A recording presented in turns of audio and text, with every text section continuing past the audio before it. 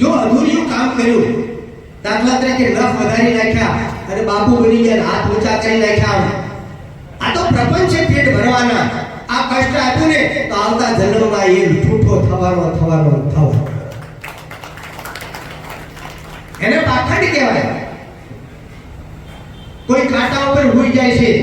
મને યાદ છે મારો હાલમાં જન્મ છે ગુરાશુમાં, અને જ્યારે હું 7 વર્ષનો હતો ને તો અમારા ઘરમાં ખાવાના રોટલા નહોતા, પહેરવા ચંપલ નહીં, ફાટેલી ચડ્ડી હોય, બુશર્ટ હોય અડધી બાયના. તારે મને યાદ છે કે પગમાં ચંપલ ના હોય અને હાલમાં અમે ફરતા હોય ને, આમ જો કાંટાના ખાળિયામાંથી નીકળી જવી, બાવળોના કાંટામાંથી નીકળી જવી, આમ જો ખેતરના ખેતર ખેડી નાખવી, પણ કોઈ દી એમના પગમાં કાંટા કે ફા વાગી નથી. કારણ કે અમારા પગ એવા રીઢા અને ખાડા, રીઢા અને આળા થઈ ગયેલા હતા. સમજો મારી વાતને. આ તમે ભરમાઈ જાવ છો એટલે તમને મારે કહેવું પડે છે કે કોઈ ગામમાં બાપુ આયા કાંટા પાથરીને હોઈ જાય ને એટલે તમે પૈસા નાખો છો ફરતા.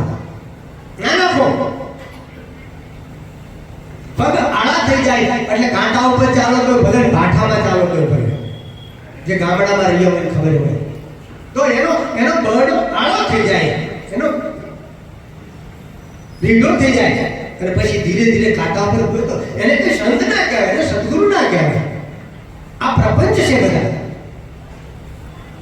આ પ્રપંચ છે.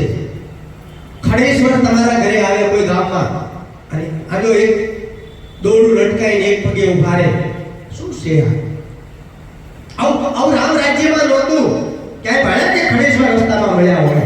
બતાવો કે ખડેશ્વર મળ્યા હોય કે રામ ને લક્ષ્મણ સીતાજી જતા હોય, કાંટા ઉપર હોઈ ગયા હોય, રામ લક્ષ્મણ ને સીતાજી જતા હોય, ઋષિ મુનિએ હાથ ઊંચા કરી નખ વધારી નાખ્યા હોય.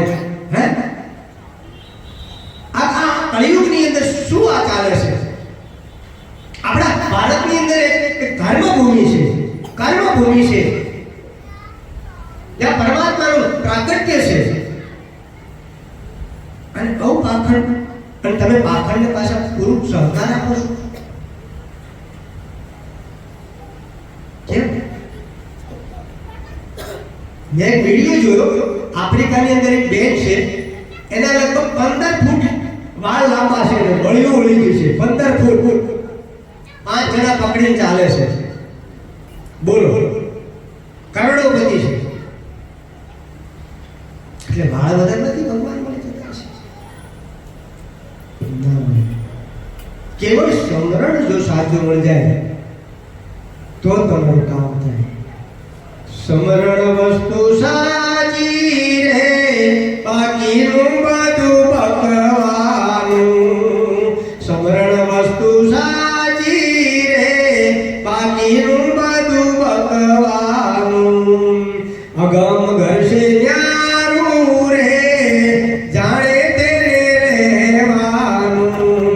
આ અગમ ઘરશે ન્યારું રે, આ જાણે તેને રહેવાનું. અગમ ઘરમાં પહોંચવાનું, અગમ ઘરની તારીએ પહોંચવાનું છે, ત્યારે તમને મોજ આવશે. પછી અહીંયા એકલા રહેશો તો તમને એમ ન થાય કે એકલો રહું છું, એવું નહીં લાગે તમને. હા, અમારે સેવા કરવા આવે ને, જય ગુરુ મહારાજ કરવા રહેતા નથી, ત્યાં તો ઉપડી જાય, ઘરે જતા રહ્યા, પણ ફોન કરીને ક્યાં પહોંચ્યા? તમે પહોંચી ગયા ઘરે. હા બોલ, પહોંચી જાય. જય ગુરુ મહારાજ કે બાપુ પાસે બીજું કામ હોપશે પાછું આવે. અને અમે આમ જો 10 વર્ષથી રહે છે ઓલમાં, બધી કંટાળો નથી આવ્યો, એવો આનંદ કાયમ, હસતો ગાતો નાચતો કૂદતો કાયમ. જ્યારે આવો ત્યારે હસતો ગાતો, હસતો ગાતો.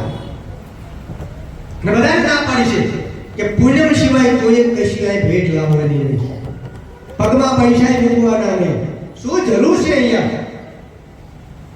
छाई इतना दीजिए जामे कुटुंब समाय, मैं भी भूखा न रहूं, अतिथि भूखा न जाए. શું જરૂર છે? કાયમ આનંદ કરતા કરતા આવે 1 કલાક ખાલી 3:30 4 આવ્યા હોય, 5 હોય જતું રહે. બાપુ ભલે યાર, માનો બાપુ ને શું તકલીફ છે? એમ ભક્તિ નથી થતી. મજા એકલા જ્યારે આનંદ આવે ને ત્યારે મજા આવી જાય. એકલા જ આરામ એકલા જવાના, સાથી વિના સંગી વિના એકલા જવાના, એકલા જવાના, એકલા જવાના, એકલા જ આયા મનવા એકલા જવાના, સાથી વિના સંગી વિના એકલા જવાના, એકલા જવાના, એકલા જવાના, એકલા જવાના. આ શરીરથી નહીં હો. બીજું તમને કહી દઉં, એક મહાત્મા પાસે એક બેન આવ્યા, કેમ કે મહાત્માનું આજ્ઞા ચક્ર ખુલી ગયું એને દેખાતું હોય છે. એક મહાત્મા પાસે બેન આવ્યા અને બેને કીધું, બાપજી, ગુરુજી, હું બહુ દુઃખી છું. મેં કીધું, બોલ, શું બેન દુઃખી છું? કે બેન કે મારે માથાનું ઓપરેશન, આખું માથું તોડાઈ નાખ્યું છે, આખું માથું ફાડી નાખ્યું છે. કે સમજ્યા? ત્રણ તો ઓપરેશન છે, સાઈડમાં બધે અહીંયા છે, અને પગના હળિયા નાખેલા છે, પગ ભાંગી ગયેલા છે. મહાત્માને આ વાત કરે છે. જોજો આ મહાત્માને દેખાય એટલે કર્મ કરો તો સારા કરો, હરામનું ખાવ નહીં, વ્યાજ લો નહીં. સમજો, વ્યાજ ખાશો નહીં કોઈ દિવસ. બેંક વસ્તુ જુદી છો, આ તો મનુષ્ય આગળ કોઈ 10% 5% એની વાત કરું, એ ખાશો નહીં, ભોગવવું પડશે. આ ધ્યાન કરીને મહાત્માએ કીધું, બેન, તું આગલા જન્મમાં વ્યાજ ખાતી હતી, કેટલાયના પૈસા ઉપાડી જતી હતી, અને પુરુષ હતી. તારા સાનિધ્યમાં એક પુરુષ હતો, તારો ઘરવાળો હતો, તે કશું બોલતો નહોતો. કેટલાયના પગ ભાંગી નાખ્યા હતા, કેટલાયના માથા ફોડી નાખ્યા હતા. તો આ જન્મમાં એ જે પૈસા સાચવવાળો હતો ને, એ તારો ઘરવાળો બન્યો છે, અને એ તને ઓપરેશનના પૈસા બધું રાખીને તને હાથ લેશે. તે કેટલાયના પગ ભાંગી. આ સંતને દેખાય એમ ના માનશો, પણ સદગુરુ એમ ના બોલે. જેને જાગવું છે, જેને નીકળવું છે, જેને પરાકાષ્ઠાએ જવું છે, એને કે નહીં, બીજા ના કહેવાય. હું સંતને માની દેખાય એને આગલો જન્મ દેખાય છે. કોઈ માને ના માને એની ઈચ્છાની વાત છે, અધૂરી હવે નહીં માને, પણ આ છે, પુનર્જન્મ છે.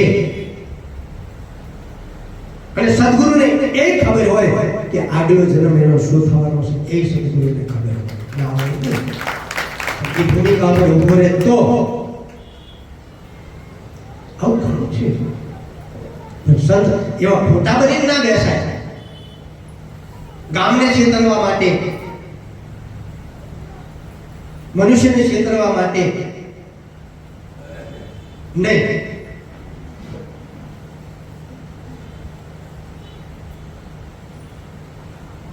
સંતની દ્રષ્ટિ તો નિર્મળ જ હોય, ગમે તે કરતા હોય, એની કોઈ હોય જ નહીં. આંખ જ ફરી જાય, એની આંખ બગડી જાય, અને એને સરખું જ દેખાય કે આ તો જગત છે, જગતની અંદર આ બધું આદિથી ચાલ્યું આવશે, ચાલે છે, એમાં કોઈ અલગ શોખ નથી.